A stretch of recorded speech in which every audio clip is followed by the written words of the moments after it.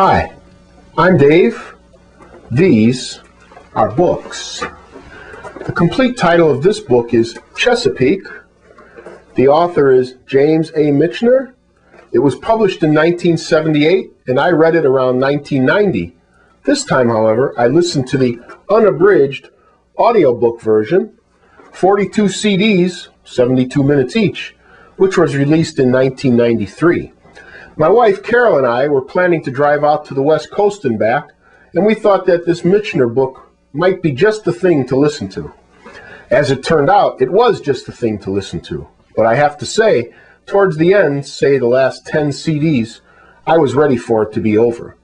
James Michener describes several generations of several families, a device which allows him to impart much information over about 400 years of human history.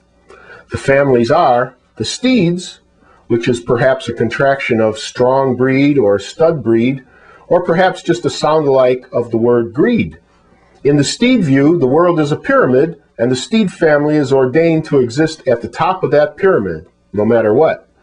The Steeds are English, good-looking, wealthy, privileged, and connected. The world is their oyster. The Steeds have no problem pushing the local Native Americans off of their ancestral homeland. In fact, they never seem to even give it a second thought. They want to grow tobacco on that land, so that's that. The Steeds also import slaves. At one time, they become the owners of the largest number of slaves in the Chesapeake areas. Don't like being a slave? Too bad. The Turlocks, which sounds to me like Morlocks, are the local white trash. They are English too, at least they start out that way. The Turlocks occupy swampland, or the marsh. Although the Turlocks are characterized as being none too smart, the author notes that they always seem to rise to the occasion and just barely outsmart their betters. That's his word.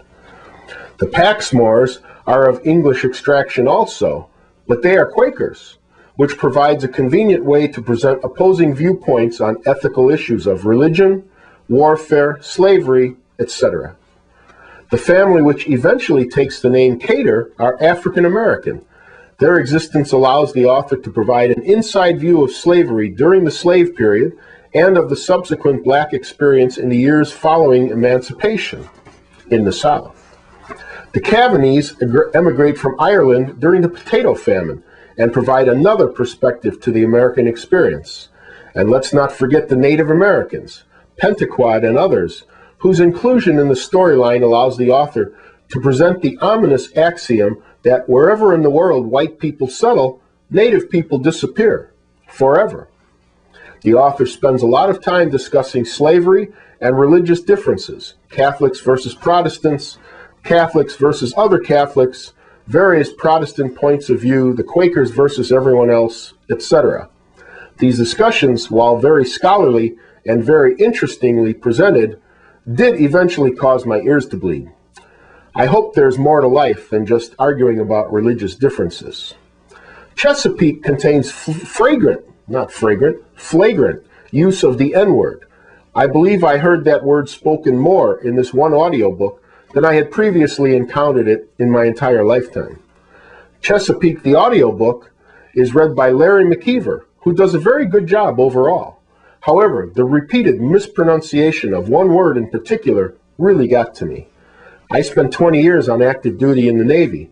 In my world, the front end of a nautical vessel, the pointy end, is called the bow, which rhymes with how. And if a spar should expend forward from the bow, sprouting forward as it were, that spar is referred to as a bowsprit, which rhymes with how sit, bowsprit. In Mr. McKeever's reading, however, the word bowsprit is always pronounced so as to rhyme with doe-sit.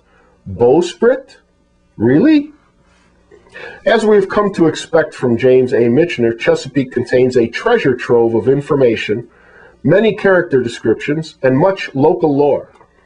I enjoyed reading Chesapeake many years ago, and I enjoyed listening to the unabridged audiobook version now, too. I recommend it to everyone.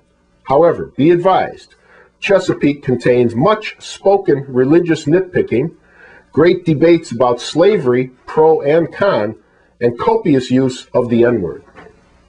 Once again, complete title of the book is Chesapeake. The author is James A. Michener. I listened to the unabridged audiobook version, 42 CDs, 72 minutes apiece, which was released in 1993. I enjoyed it. I recommend it. I'm Dave. These are books.